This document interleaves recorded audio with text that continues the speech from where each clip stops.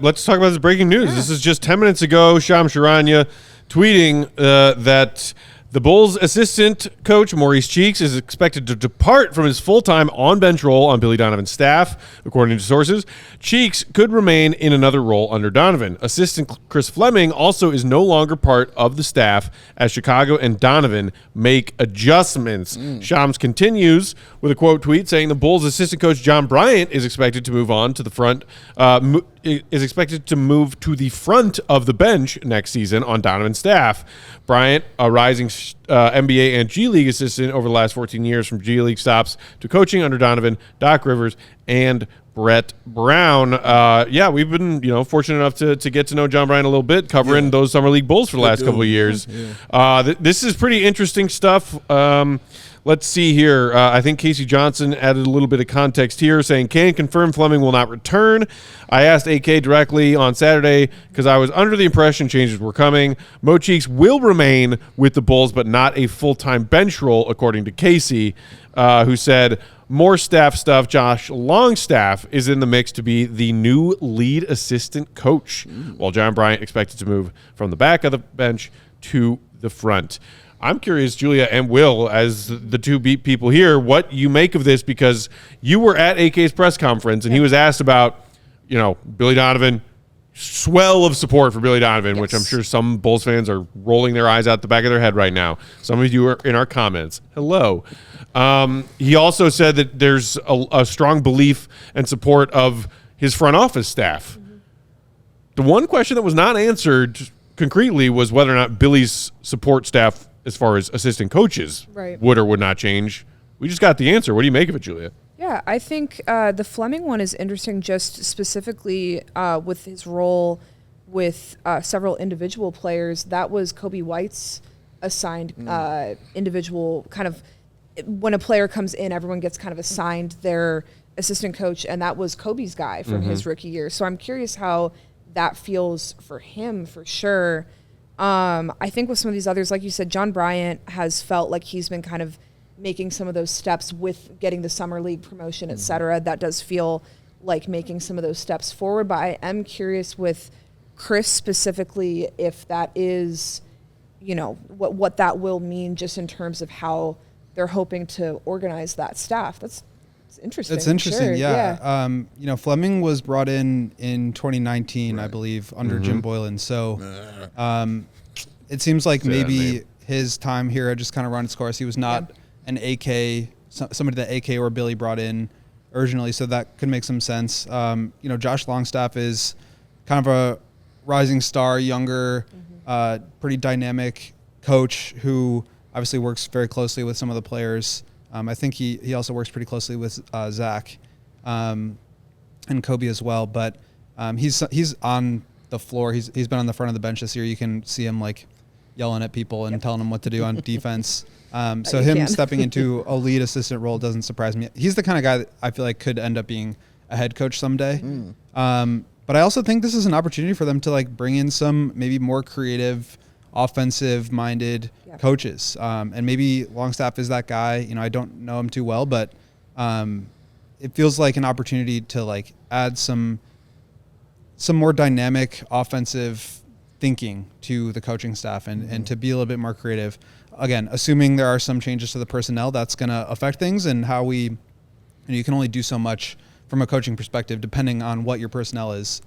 So maybe that's just the start of it. But they vowed for changes, and like the one thing AK said was like Billy is staying. Yes. And like he did not commit to anything else. Even that's the DeMar, even the Patrick stuff, he's like there is mutual interest, but he did not say like we're keeping them. Right. But he said Billy is our guy. Yeah. That That was the one thing that felt like a real firm stamp of approval on. They're very consistent in being locked in with Billy, and I think there are a lot of things behind the scenes that they see from him, especially work ethic and a lot of stuff that he does in the off season that I think have really checked boxes for Arturas. So I'm sure that a lot of this is just trying to continue, like you said, molding the rest of that staff to follow that. Because a lot of modern NBA coaching is about management of assistant coaches as much as it is anything else, and making sure that you have a group that is kind of conveying a lot of those like minute detail as well. And Billy's a big details guy, but that means that you have to have your whole staff on the same page when you are that big of a details guy. So I think that makes sense. And I think it's great to have Mo Cheeks around in any capacity for a lot of these players. The players like really respect him.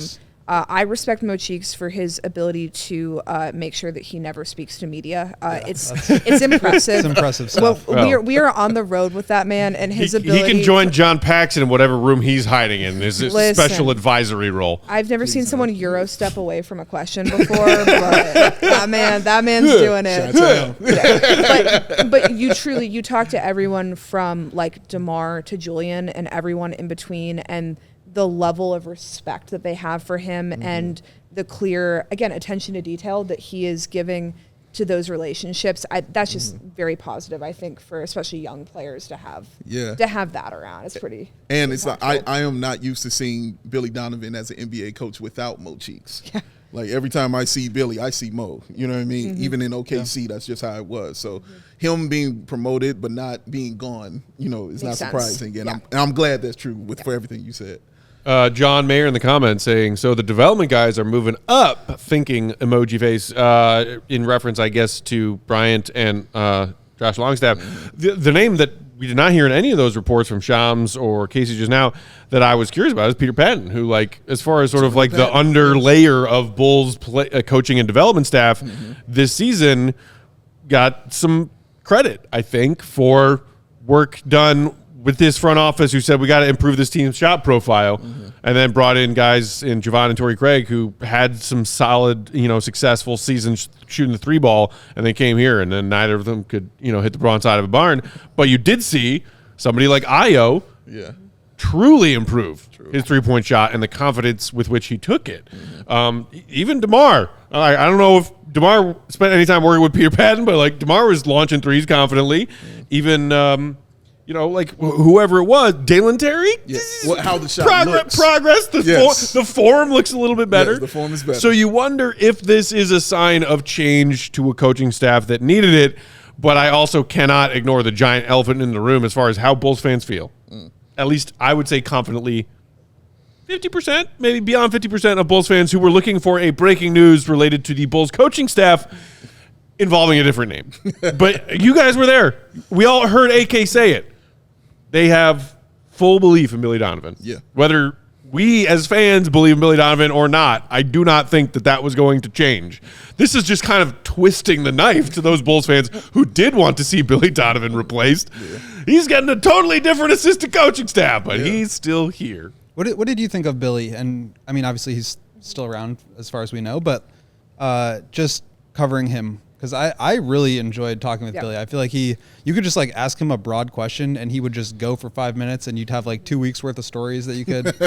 I mean, I really enjoyed it. I get people, not everybody's cup of tea, but what was your kind of experience working with him? I mean, just echoing that, I obviously fans don't work with a person, so they're going to have a different relationship with someone if you're just coming to it as like, this is a guy that coaches my basketball team that I love. Billy's great to work with, like you said. I mean, in terms of, we've talked about before just how for all the difficulties of covering this team, the individual people themselves, for the most part, are incredibly strong to work with. And so, Billy, you can see, I think the thing that I like about talking with him is that you can see what he wants, what he's trying to get.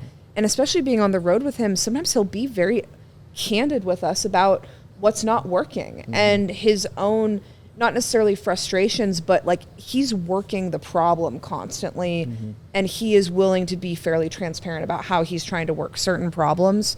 So I do think to a certain extent when I talk about individuals on this team being put in a position where they're not being allowed to succeed, I think Billy falls into that. I think that he is a coach that is, I mean, when you talk about a roster not being assembled right, that's hardest for a coach, and then it goes from there.